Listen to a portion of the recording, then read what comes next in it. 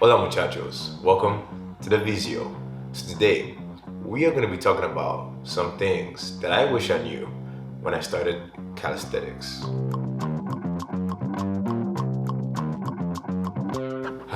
So muchachos, before I started calisthenics, I used to be a member of the dark side. I used to lift weights. But eventually, that mess got boring.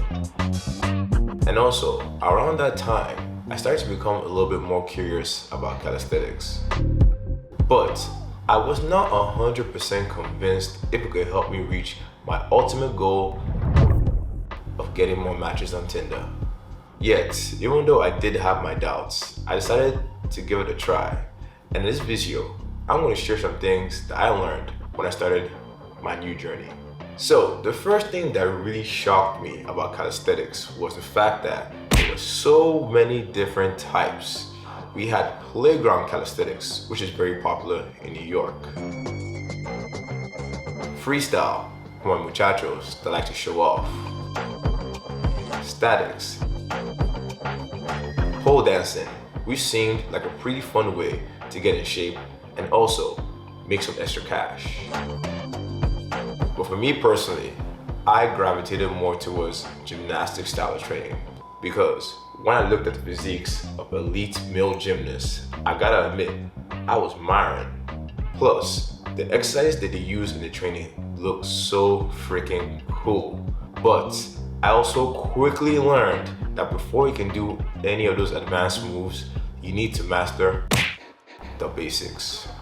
So when I got into gymnastics training, one of the first things I tried to do was a ring muscle up.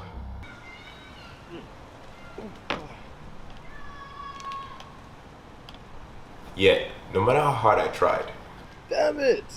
Damn, I can't do it! ironically, that all changed when I dropped my ego and started to focus a lot more on the basics. Think more pull-ups to strengthen up the bottom parts. Dips to strengthen the top. And muscle up rolls with a false grip to help train my transition.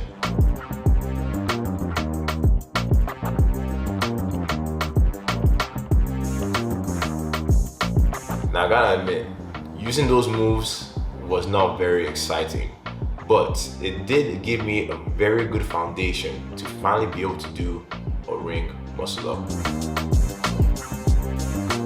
And plus, the lesson that I learned from the muscle up also taught me the importance of setting goals.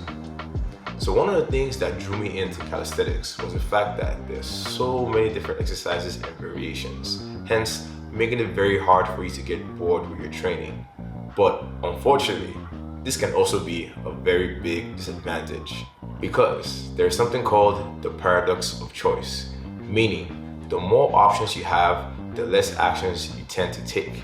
Luckily, this problem can easily be solved by setting goals because they give your training a sense of purpose and they make it easier for you to know what exercises you probably should be focusing on. So let's take, for example, you want to learn an advanced variation of a ring dip called the archer ring dip. In this case, in your training, you'll probably do a lot of Bulgarian ring dips to help build a solid foundation.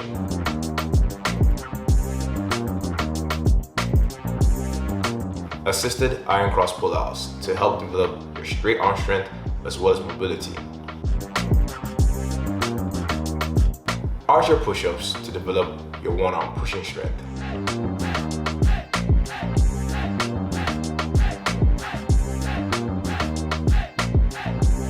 And eventually, muchachos, with enough focused training, your pimp hand should be strong enough to be able to do a ring archer dip.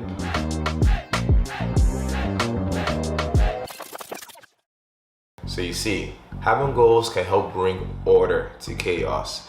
And if you structure a routine around 1 to 2 goals in each of the following categories, your physique is guaranteed to be fantastical. But even though this all sounds good, none of this is gonna work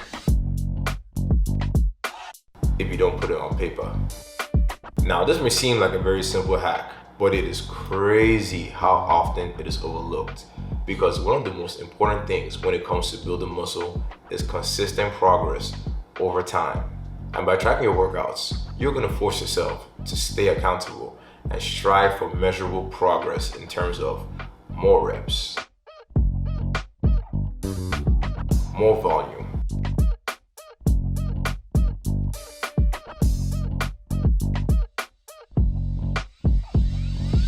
and eventually harder exercises.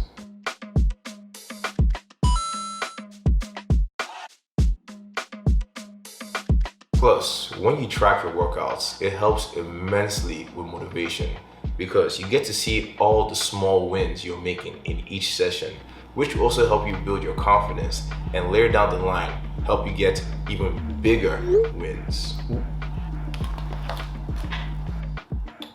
Oh, would you look at that?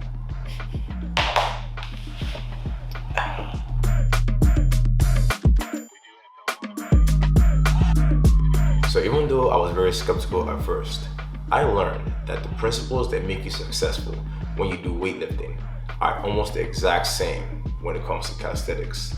The only difference is this time I was having a lot more fun. So muchachos, in the comment section below, let me know, what are some things that you wish you knew when you started calisthenics?